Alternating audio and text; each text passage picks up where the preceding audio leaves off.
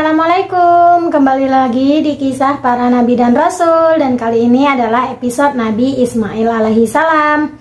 Kalau kalian mau tahu ceritanya nih, jangan lupa tonton video ini sampai habis ya. Dan ini berasal dari internet sumbernya dan dari beberapa situs. Jadi mohon maaf kalau ada kesalahan ya.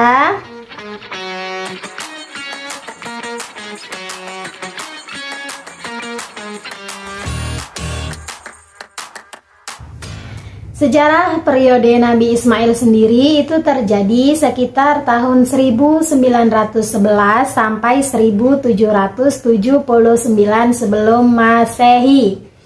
Nabi Ismail juga disebut sebanyak 12 kali di dalam Al-Quran dan juga disebut sebagai bapak bangsa Arab. Nabi Ismail juga keturunan dari Nabi Ibrahim alaihi salam dan merupakan saudara sekandung dengan Nabi Ishak alaihi salam, walaupun berbeda ibu, karena ibu Nabi Ishak bernama Sarah dan ibu Nabi Ismail bernama Hajar. Nabi Ismail sendiri diangkat menjadi nabi pada tahun 1850 sebelum Masehi. Ia tinggal di Amalek dan berdakwah untuk penduduk Al-Amalek, Bani Jurhum, dan Qabilah Yaman. Kita masuk ke cerita yang pertama, yaitu kelahiran Nabi Ismail alaihi salam.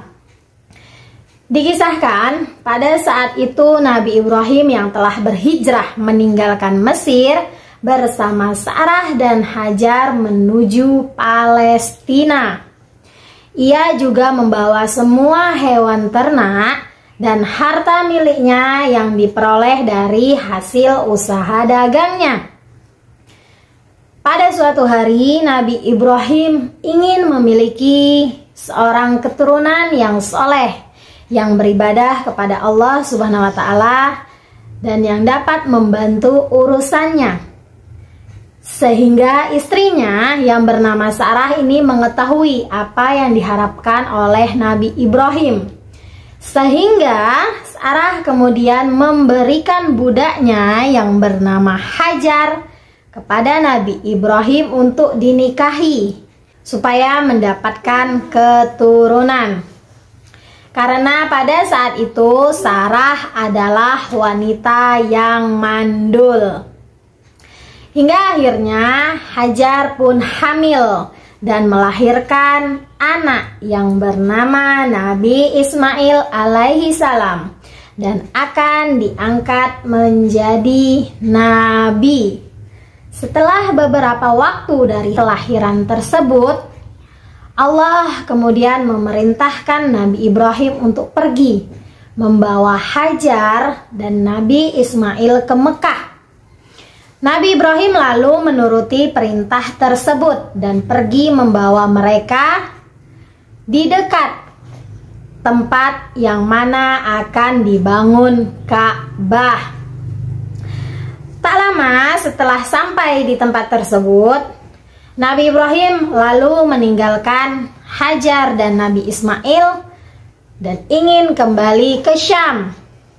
Hajar yang melihat Nabi Ibrahim akan pulang lalu mengejar dan memegang baju Nabi Ibrahim.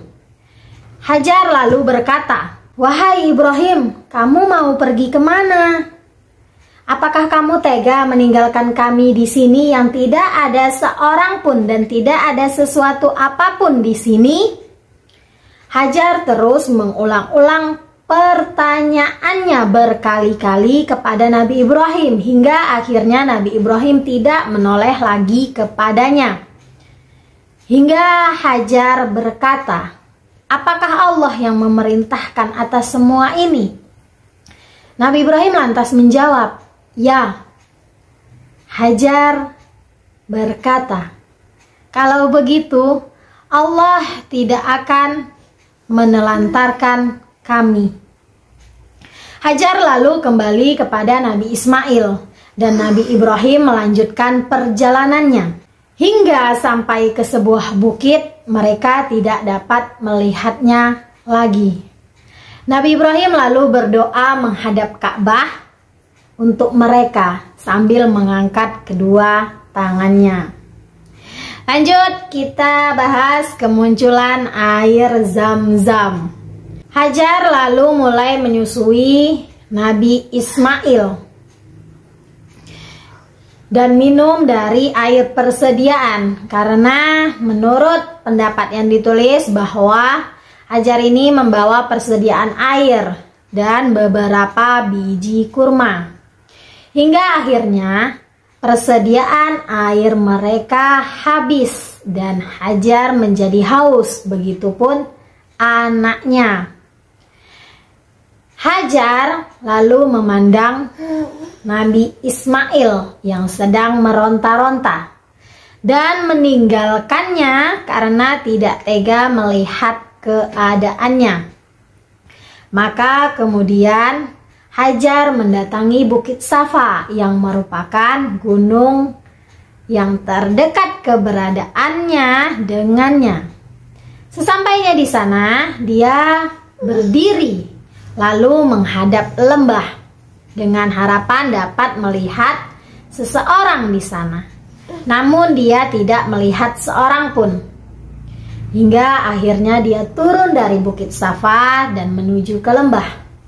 Sesampainya di lembah, dia sisingkan pakaiannya. Hajar lalu berusaha keras seperti seseorang yang sedang berjuang keras, hingga akhirnya bisa melewati lembah dan mencapai Bukit Marwah.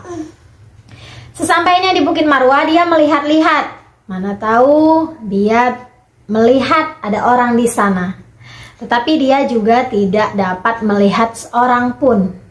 Dan ini dia lakukan hingga sebanyak 7 kali. Yang kita sebut sebagai sa'i, yaitu lari-lari kecil antara Bukit Safa dan Marwah di ibadah haji. Tapi ada pendapat yang menulis bahwa dari Bukit Safa, Hajar tidak langsung ke Marwah, tetapi singgah dulu melihat anaknya. Setelah melihat anaknya masih tetap menangis, baru dia lanjut ke Marwah. Tapi Hajar tetap melakukannya sebanyak 7 kali. Pada saat Hajar berada di Bukit Marwah, Hajar mendengar sebuah suara. Sehingga Hajar berkata, "Diamlah." Kata diamlah di sini dia ungkapkan untuk dirinya sendiri karena dia ingin mendengar suara siapakah itu. Setelah dia mendengar suara seseorang tersebut, maka dia berkata, "Engkau telah memperdengarkan suaramu jika engkau bermaksud memberikan bantuan." Dan itu ternyata adalah suara malaikat Jibril yang berada di dekat Zam-Zam. Lantas berkat bantuan malaikat Jibril, air keluar memancar.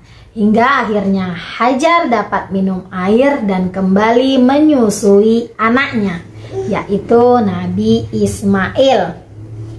Tapi ada pendapat yang menulis bahwa pada saat itu Hajar sedang berada di dekat Nabi Ismail. Dan saat Nabi Ismail itu menangis, dengan bantuan malaikat Jibril, Nabi Ismail menghentakkan kakinya dan keluarlah air yang jernih dari tanah yang tandus. Sehingga Hajar yang senang lalu berkata, "Zam, zam, zam," yang artinya adalah berkumpul. Hajar melalui kehidupannya seperti itu, hingga kemudian lewatlah serombongan orang Jurhum atau kaum Jurhum yang datang dari jalur Bukit Kada'a, lalu singgah di bagian bawah Mekah dan melihat seekor burung sedang terbang berputar-putar. Sehingga mereka berkata, "Burung sedang berputar-putar mengelilingi air." Padahal kita mengetahui secara pasti di lembah ini tidak ada air. Sehingga kaum Jurhum tadi mengirim utusannya 1 atau 2 orang yang berlari cepat. Dan mereka menemukan air. Lalu memberi kabar tentang keberadaan air dan mendatangi air tersebut.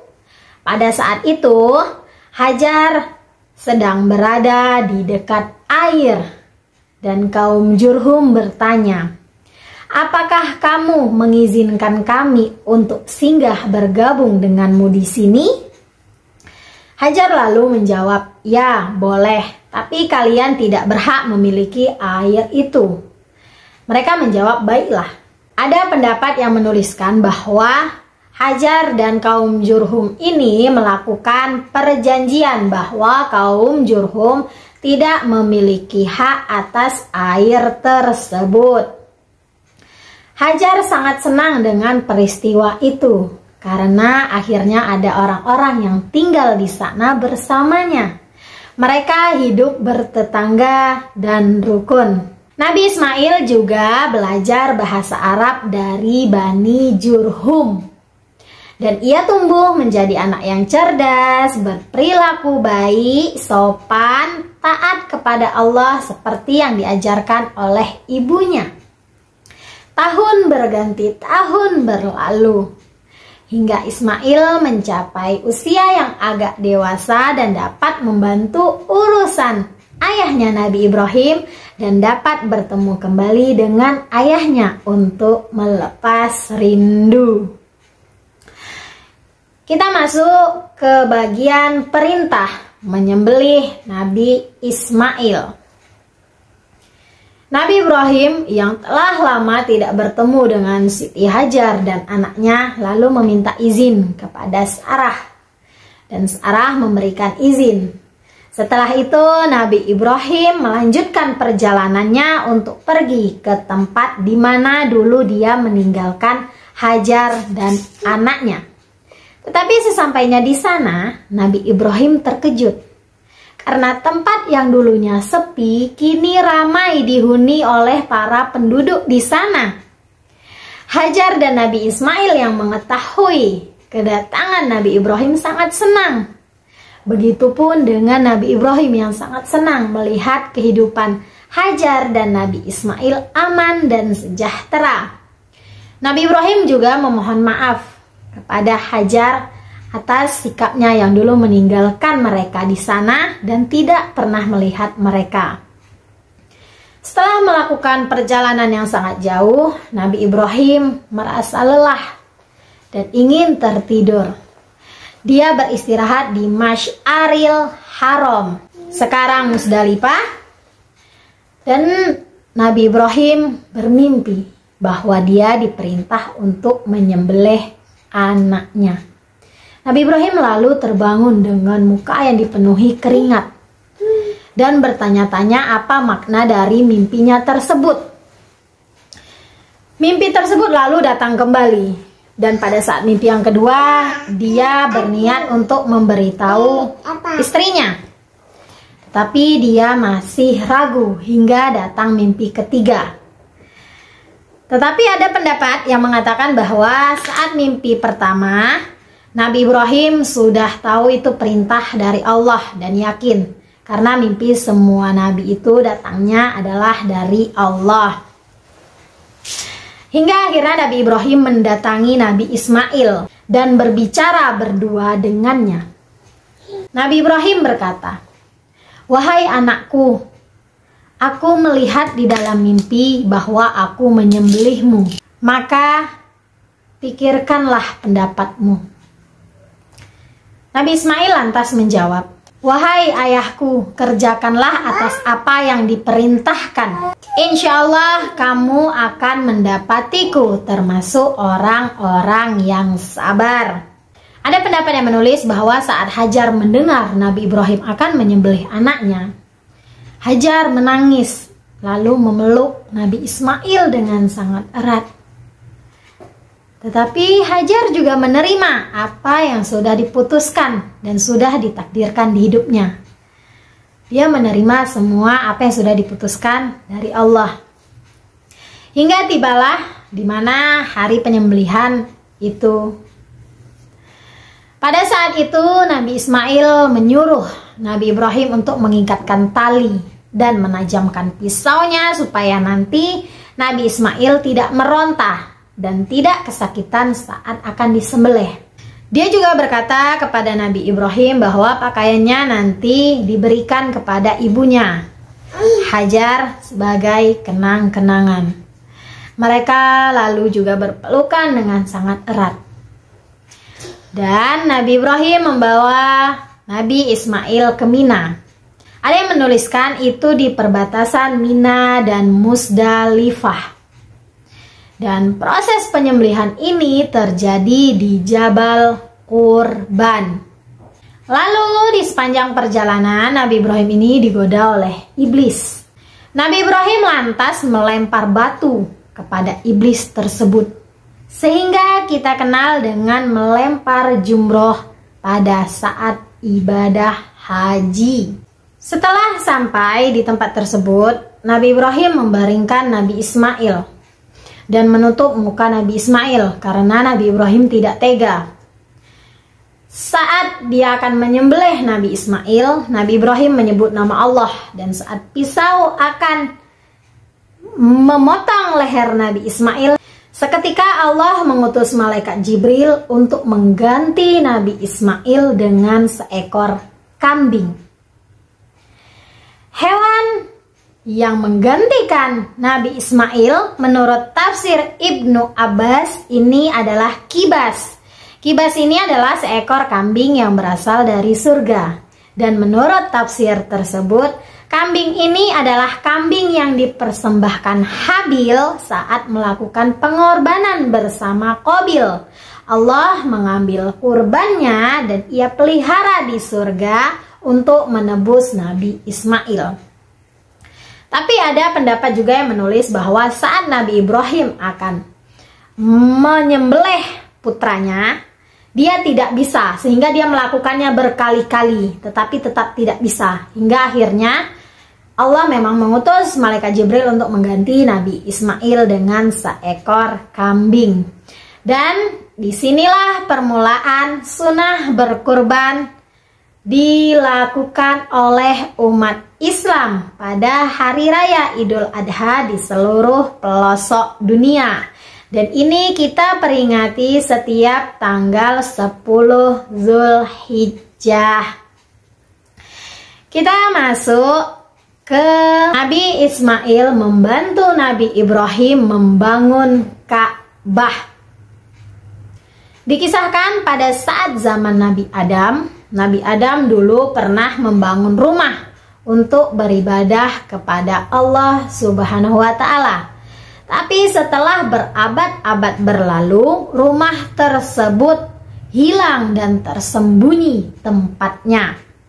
Maka Nabi Ibrahim diperintahkan oleh Allah Subhanahu wa Ta'ala untuk membangun kedua kalinya agar rumah itu tetap berdiri hingga hari kiamat atas seizin Allah. Nabi Ibrahim dan Nabi Ismail tidak mengetahui di mana tempat yang cocok untuk pembangunan tersebut. Hingga akhirnya Allah mengutus angin menyapu semua hal yang ada di dekat Ka'bah. Di dalam Al-Quran disebutkan bahwa Nabi Ibrahim bersama Nabi Ismail meninggikan pondasi Ka'bah. Dan saat pondasi mulai tinggi, Nabi Ibrahim menggunakan batu pijakan untuk menggapai bagian atas Ka'bah.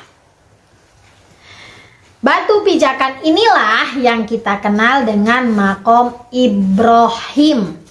Dan di sana terdapat pijakan Nabi Ibrahim.